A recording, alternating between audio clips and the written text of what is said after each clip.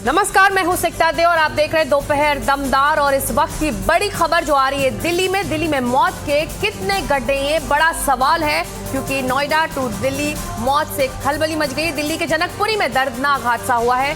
गड्ढे में गिरकर बाइक सवार की मौत हो गई है। रात भर थानों के चक्कर काटता रहा ये परिवार। सुबह पुलिस ने परिवार वालों को शव मिलने की सूचना दी। वहां दिल्ली जल बोर्ड का काम चल रहा था जहां पर इस बाइक सवार की मौत हुई है।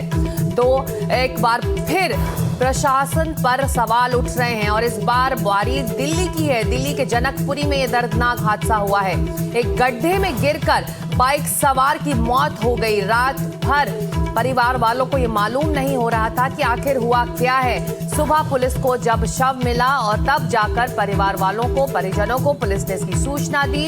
और आपको बता दें, ये जो आप तस्वीरें देख रहे हैं इस गड्ढे की, ये दिल्ली जल बोर्ड का काम चल रहा था। उसी का ये गड्ढा था जिसमें रात को ये बाइक सवार गिर गया और गिरने के बाद इसकी मौत हो गई। दिल्ली के जनकपुरी का ये मामला है। जनकपुरी में ये दर्दनाक हादसा हुआ है। दिल्ली जल बोर्ड का काम चल रहा था, एक बड़ा गड्ढा था। रात के अंधेरे में शायद बाइक सवार को ये गड्ढा दिखा नहीं, वो उसमें गिर गया और उसकी मौत हो गई। और ग्राउंड से हमारे सहयोगी ने ये रिपोर्ट भेजी, आइए पहले उसे देख लेते हैं। जनकपुरी रोड पर है, आप देख सकते हैं मेरे पीछे, यही वो गड्ढा है जिसके अंदर 25 वर्षीय कमल नाम के युवक की मौत हो गई है। कल रात में ये गड्ढे के अंदर वो बाइक से आ रहा था और इसके अंदर गिरकर उसकी मौत हो गई है। ये दिल्ली जल बोर्ड का गड्ढा है। आप देख सकते हैं पीछे से पूरा ढक रखा है और इस साइड का आप देखेंगे तो पूरा का पूरा जाम लग रहा है। और परिवार वालों का यही कहना है कि मतलब ये तो जल बोर्ड की लापरवाही है और पुलिस ने उसकी जानकारी भी पूरी पोस्टमार्टम के लिए भेज दिया गया है। और उनका साफ कहना है कि सख्त से सख्त कार्रवाई की जाएगी। दिल्ली से अभिषेक कपूर, एनडीटीवी इंडिया। तो दिल्ली जल बोर्ड का काम चल रहा था जैसे कि बता रहे थे हमारे सहयोगी, और एक बड़ा गड्ढा था और रात को बाइक सवार इसी में गिरा और गड्ढे में गिरकर इसकी मौत हो गई है। परिवार वाले रात भर इंतजार करते रहे। सुबह पुलिस ने ये शव सौंपा है परिवार वालों को। परिवार इस पूरे मामले पर क्या कह रहा है, आइए पहले उसे सुनते हैं।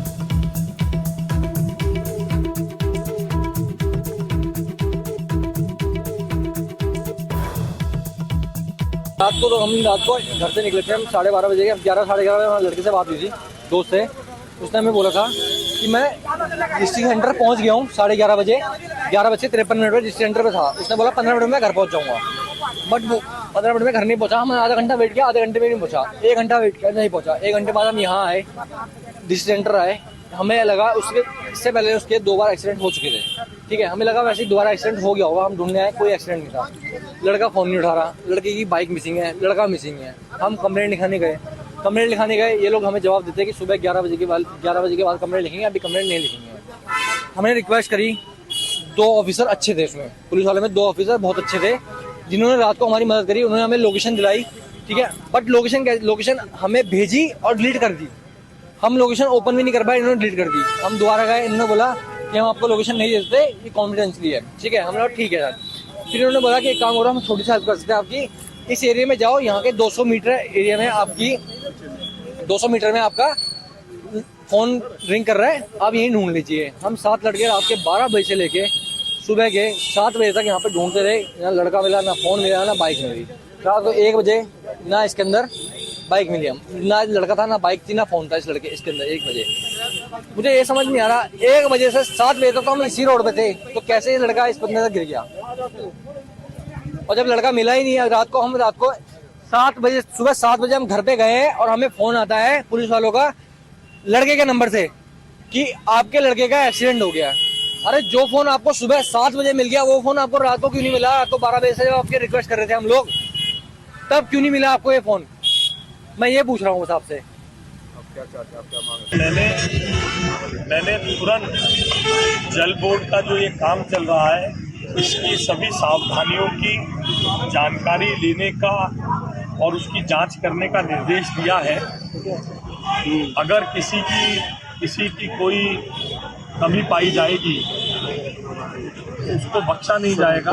मगर इससे जो दुखद घटना हुई है उसकी पूर्ति नहीं होगी। जल बोर्ड ने 3 दिन पहले ही सभी सुरक्षा मानकों के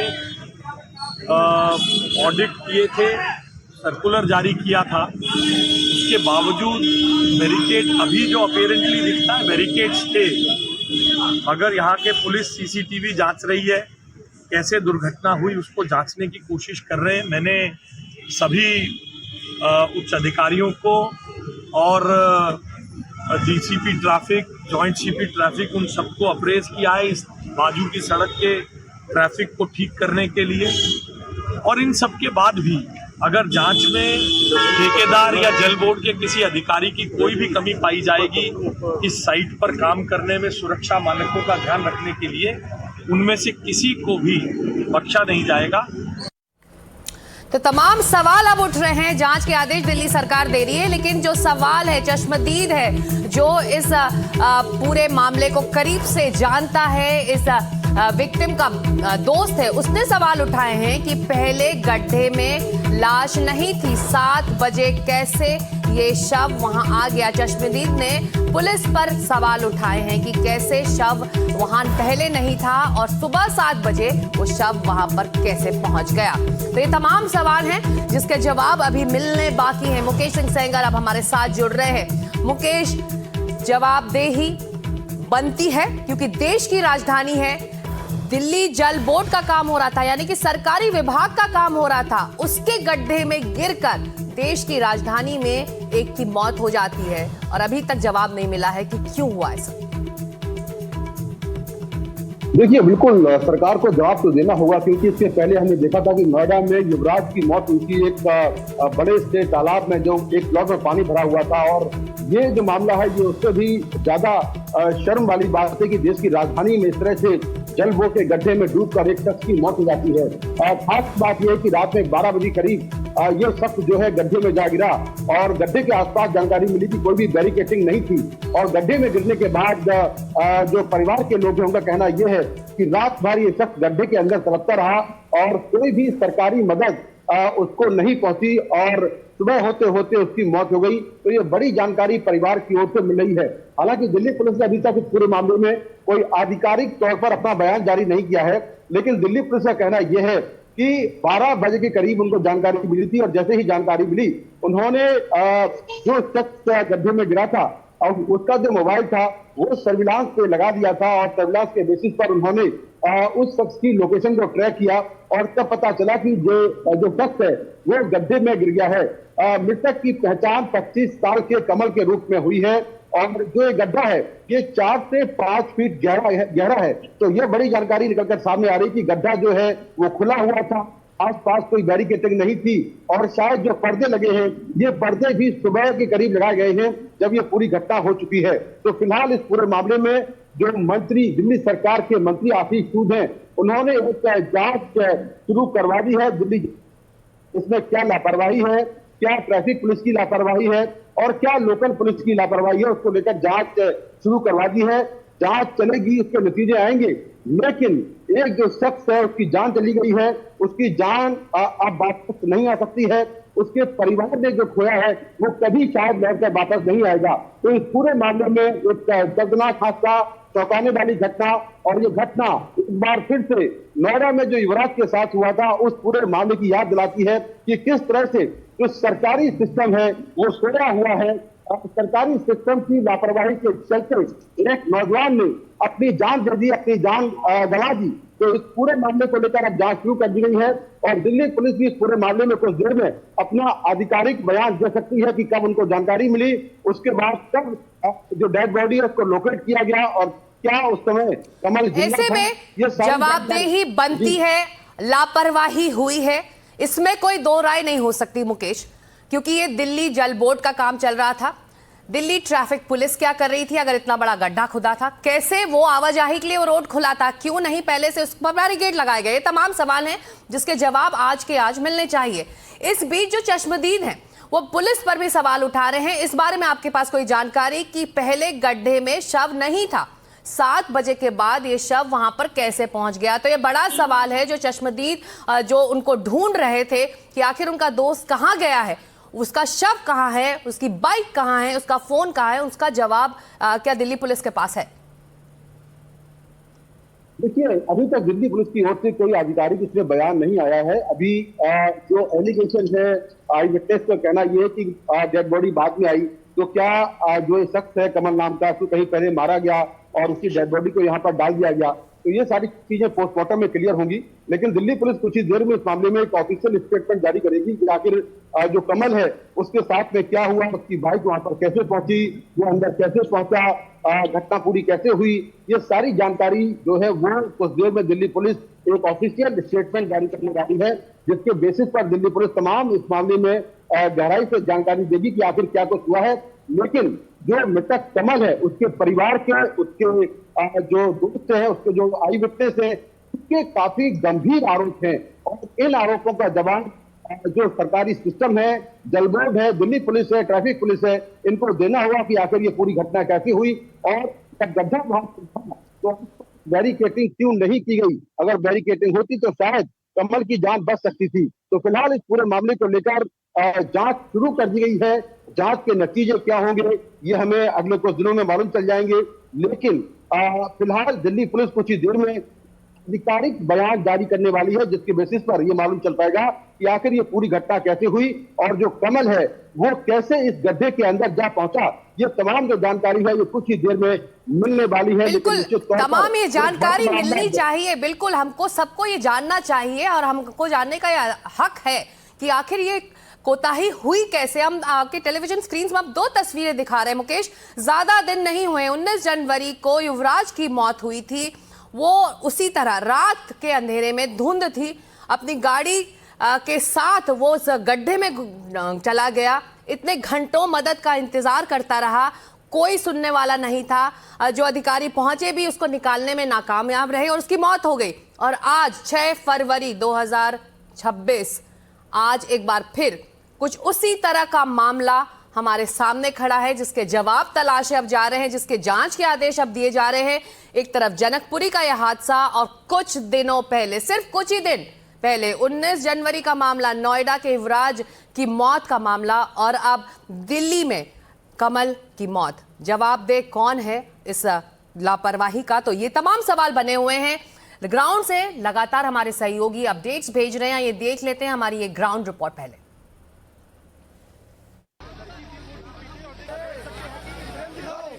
जनकपुरी रोड पर है, आप देख सकते हैं मेरे पीछे, यही वो गड्ढा है जिसके अंदर 25 वर्षीय कमल नाम के युवक की मौत हो गई है। कल रात में ये गड्ढे के अंदर वो बाइक से आ रहा था और इसके अंदर गिरकर उसकी मौत हो गई है।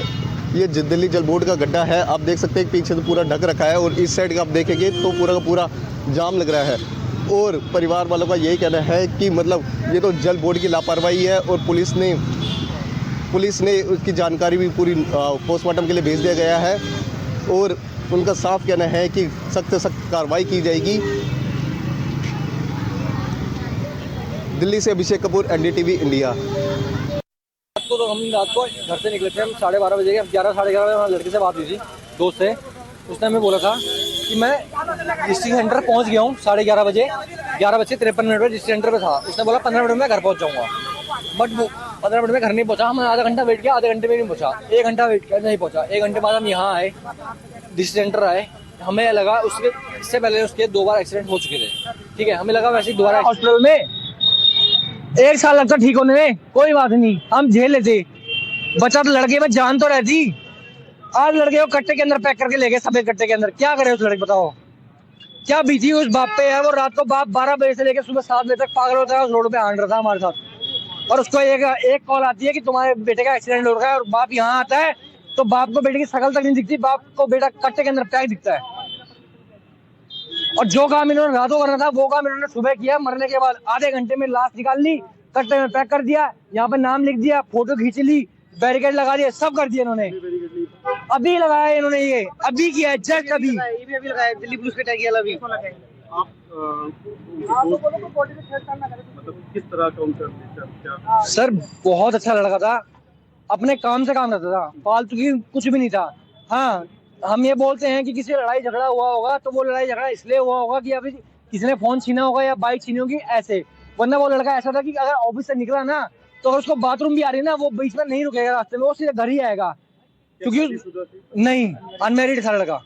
वो लड़का ऐसा था क्योंकि उसको पता था कि भाई रोड पे हादसे हो रहे हैं। उसको कितना समझाया था वो ऐसा था कि अगर उसको घर से ऑफिस से निकल गया तो यानी कि उसकी बाइक का वो घर पे आके ही रुकेगी। ये गड्ढा किस चीज का है, कुछ पता लगा? हमें पता ही नहीं सर, अपनी ऐसी तैसी कराने का गड्ढा करा रखा है उन्होंने, पूरा गड्ढा करके चले गए, ना पाइप लाइन है ना कुछ नहीं है, कुछ नहीं, 1 रुपए की सेफ्टी नहीं है यहाँ पे। जगह जगह गड्ढे हैं। और ये लोग बोल रहे हैं कि लड़का खुद गया है। अरे घंटा गया लड़का खुद, यहाँ पे एक बाइक के निशान नहीं टायर के, यहाँ पे कैसे गया लड़का उसके अंदर खुद यार। और लड़का चलो खुद कूदा भी तो बाइक को देखो वहां पे अंदर जाके, बाइक दिखा नहीं रहे, अंदर जाके देखो जरा, बाइक पे एक निशान तक नहीं आया है और लड़का हमारा डेड हो गया है। शरीर पर कोई चोट के निशान? और लड़के को देखने का दिया उन्होंने, पहले कट्टे में बंद कर दिया लड़के को।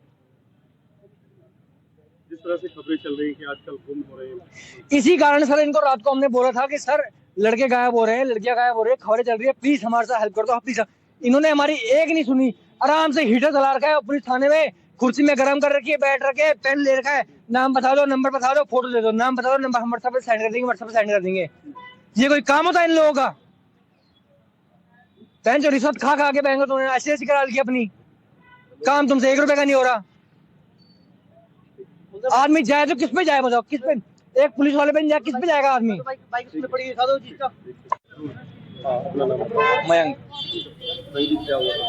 तो मृतक का दोस्त है जो तमाम आरोप, गंभीर आरोप वो लगा रहा है। मुकेश सिंह सेंगर इस वक्त हमारे साथ बने हुए हैं। मुकेश, जो सीधा जवाब इस वक्त दिल्ली पुलिस से ये चाहिए कि जब परिवार वाले और जब मृतक के दोस्त उसको रात भर ढूंढते रहे तो पुलिस ने कोई कार्रवाई नहीं की। अभी ये आरोप भी लग रहा है कि जहां पर ये गड्ढा हुआ है वहां पर पर्दा सुबह लगाया गया है, शव को अंदर डाला गया है, बाइक को अंदर डाला गया है, क्योंकि परिवार वालों को, दोस्तों को बाइक के टायर्स के निशान तक उसके आसपास दिखाई नहीं दिए। देखिए, बिल्कुल इसका काफी गंभीर एलिगेशन है, काफी गंभीर आरोप है और निश्चित तौर पर हम भी ये इंतजार कर रहे हैं कि दिल्ली पुलिस कब अपना ऑफिशियल स्टेटमेंट जारी करेगी, जिसमें जो एलिगेशंस हैं उसके बारे में बताएगी कि आखिर क्या कुछ हुआ है, कैसे ये पूरी घटना हुई और उसके बाद पुलिस का रिस्पॉन्स क्या था। ये सारी जानकारी जो है पुलिस कुछ ही देर में देने वाली है, तो ऑफिशियल स्टेटमेंट जब आएगा तब ये पता चलेगा।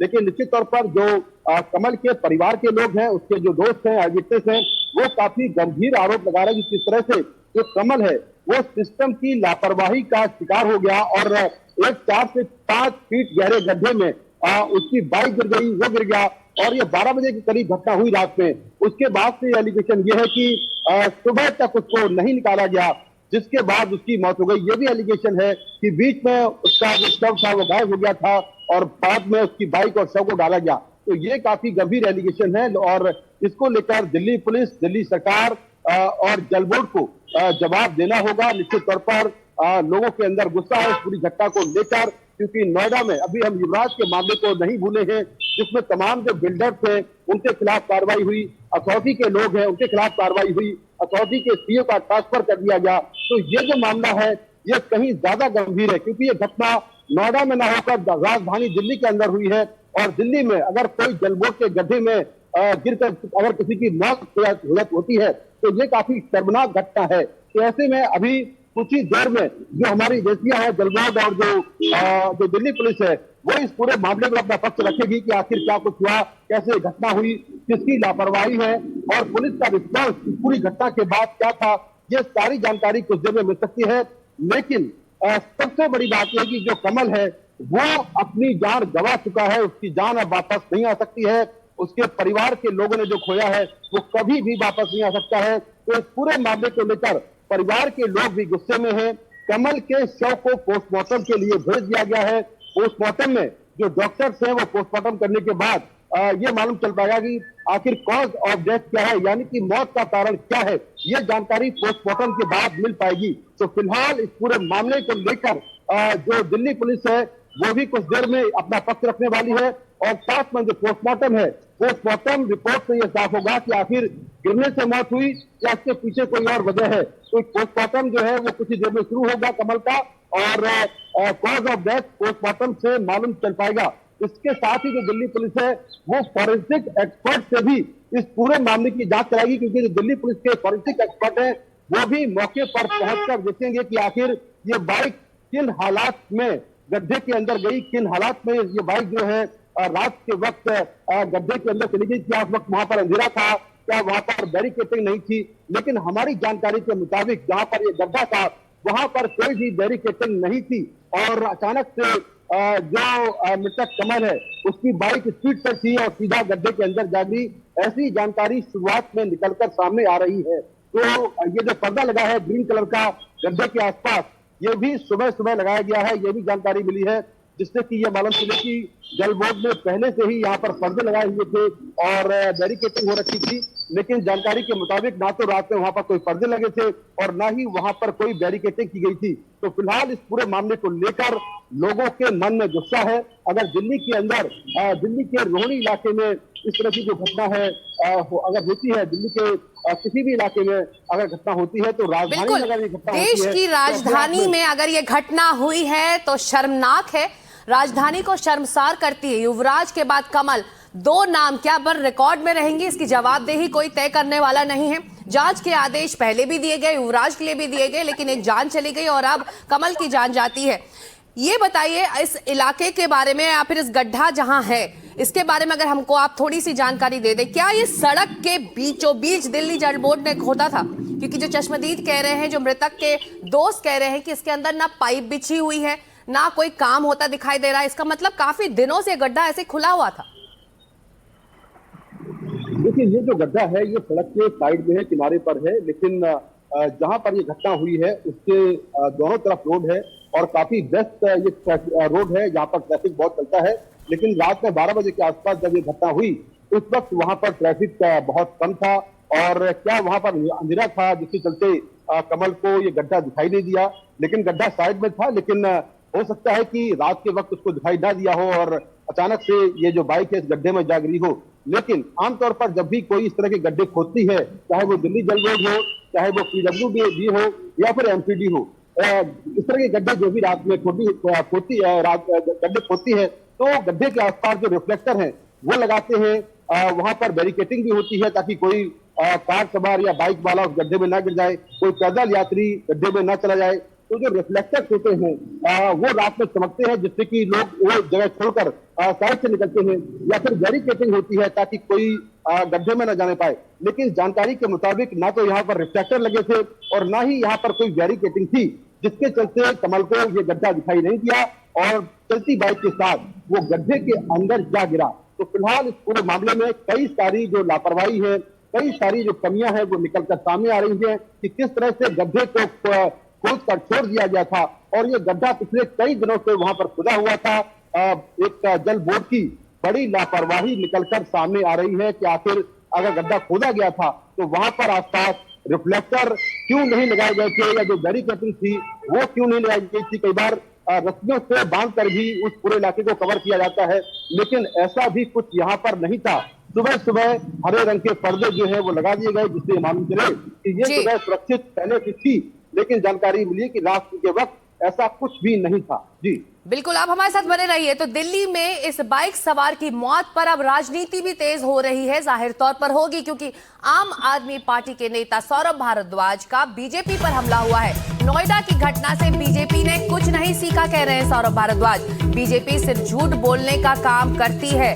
तो जनकपुरी के इस मामले के बाद अब लगातार राजनीति सियासत भी तेज हो रही है। आम आदमी पार्टी इसे एक मुद्दा बना रही है, बीजेपी सरकार को घेरने की कोशिश कर रही है और ये कह रही है कि बीजेपी सिर्फ झूठ बोलने का काम करती है। नोएडा की घटना से सीखना चाहिए था, सरकार ने कुछ नहीं सीखा, दिल्ली सरकार ने कुछ नहीं सीखा। आम आदमी पार्टी के सौरभ भारद्वाज ने बीजेपी सरकार पर हमला किया है, दिल्ली की सरकार पर हमला किया है। दिल्ली में बाइक सवार की मौत पर सियासत अब तेज हो गई है। मुकेश इस वक्त हमारे साथ बने हुए हैं। मुकेश, जाहिर तौर पर जो विपक्षी दल हैं घेरेंगे दिल्ली जल बोर्ड का यह मामला है, ट्रैफिक पुलिस का यह मामला है, जवाबदेही तय करनी होगी क्योंकि इससे सियासत भी और तेज होने वाली है। देखिए, बिल्कुल सियासत तेज होने वाली है भी और सियासत शुरू भी हो चुकी है। कुछ देर पहले आम आदमी पार्टी के नेता सौरभ भारद्वाज ने एक एक्स पर एक पोस्ट डाला है जिसमें उन्होंने गड्ढे के फोटो डाले हैं और ये कहा है कि देखिए किस तरह से जल बोर्ड की लापरवाही से एक शख्स की मौत हो जाती है। ये घटना नोएडा की याद दिलाती है। उसके बाद तमाम जो आम आदमी पार्टी के नेता हैं, यहाँ तक कि जो कांग्रेस के तमाम जो नेता हैं, वो लगातार सोशल मीडिया पर इस पूरे मुद्दे को उठा रहे हैं और लगातार ये कह रहे हैं कि किस तरह से दिल्ली में राजधानी के अंदर लापरवाही के चलते एक शख्स की मौत हो जाती है। तो लगातार इस तरह के जो सोशल मीडिया पर पोस्ट है वो किए जा रहे हैं और हो सकता है कि अगले कुछ घंटों में ये मामला पॉलिटिकल तौर पर और भी आगे बढ़े, क्योंकि ये बड़ा मुद्दा है दिल्ली के हिसाब से और जो आम आदमी पार्टी है उसको ये बड़ा मुद्दा मिला है जिसको लेकर लगातार वो बीजेपी पर हमलावर है।